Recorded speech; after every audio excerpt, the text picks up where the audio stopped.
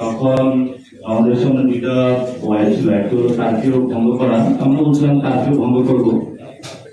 সেই 1 বছর আজকে আমরা আবার আপনাদের সামনে এখানে একটি রুমে উপস্থিত হয়েছি। সেই দিনটার কথা মনে পড়ে গেল যে ক্যাম্পাসে আমরা রাতে অবস্থান করবো কিনা। আবার চিন্তা করতেছিলাম যে ক্যাম্পাসে অবস্থান করি ব্যাকগ্রাউন্ড চালানো হবে কিনা।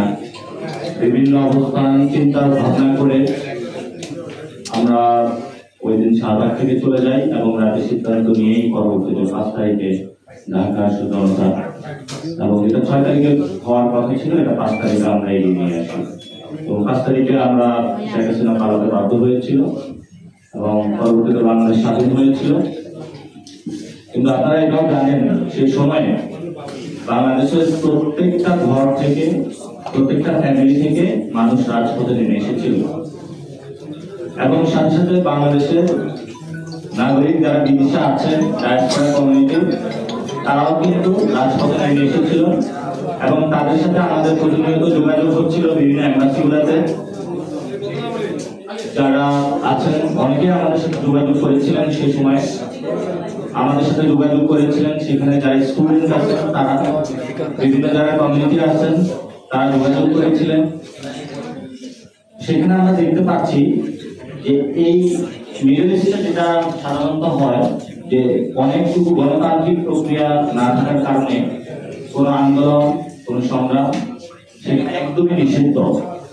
কিন্তু বাঙালি জাতি তো বড় আবেগী জাতি, যখন দেখেছে যে তার ভাই রাজপথে তাকে হত্যা করতেছে, বাংলাদেশে একটি নিপীড়ন চলতেছে, ব্যাকডাউন চলতেছে, তখন তারা কিন্তু বসে থাকতে পারে না। আমাদের সেখানে যারা সংযুক্ত আরব আমিরাতে অনেক ভাই আছেন যারা এই আন্দোলনে যোগ দিয়েছিলেন, কথা বলেছিলেন, ফেসবুকে কথা বলেছিলেন এবং তারা সামাজিক মাধ্যম, সোশ্যাল মিডিয়ার মাধ্যমে যোগাযোগের চেষ্টা করেছেন, বাংলাদেশের পক্ষে দাঁড়িয়েছেন। গণঅভ্যুত্থান পরবর্তী সময়ে সেখানে অনেকে গ্রেপ্তার করা হয়েছে, অনেকের ইমিগ্রেশন ব্লক করা হয়েছে, অনেকে এখনো গ্রেপ্তার করা হচ্ছে। সেখানে তাদের সাথে একটি আন্তঃসংযোগ চ্যানেল চালু করা হয়েছিল, অনেকে মুক্তি পেয়েছে।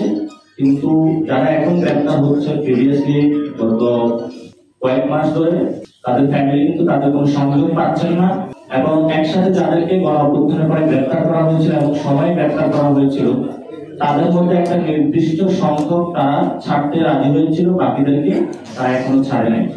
আপনারা জানেন বিদেশে বসে চক্রান্তর পরও ভারতের নেপালপুর থেকে শুরু করে বড় একটি অংশকে ভারত সরকারের হস্তক্ষেপে ওই সময় মুক্তি দেওয়া হয়েছিল।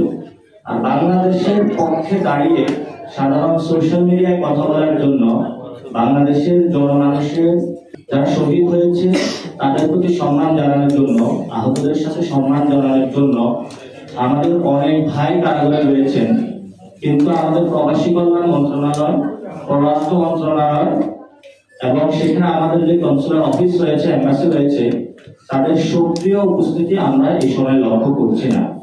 এবং ওনাদের ফ্যামিলি থেকে আপনারা শুনেছেন তারা প্রত্যেকটা মন্ত্রণালয়ের বারান্দায় যাচ্ছেন, বিভিন্ন জনের সাথে কথা বলছেন। কিন্তু এটা মন্ত্রণালয়ের যেমন ইস্যু, তেমনি এটা প্রধান উপদেষ্টার সাথে ওই দেশের একটি আন্তঃসংযোগের বিষয় রয়েছে। অর্থাৎ মন্ত্রণালয়ে যদি ডিরেক্ট ওই দেশের সাথে চ্যানেল ক্রিয়েট করতে পারবে, কিন্তু ওই দেশের যিনি সরকার রয়েছেন তিনি যদি ক্ষমা করেন তাহলে তারা বাংলাদেশে ফেরত আসতে পারবে, যেহেতু তাদের রুলস রেগুলেশন রয়েছে।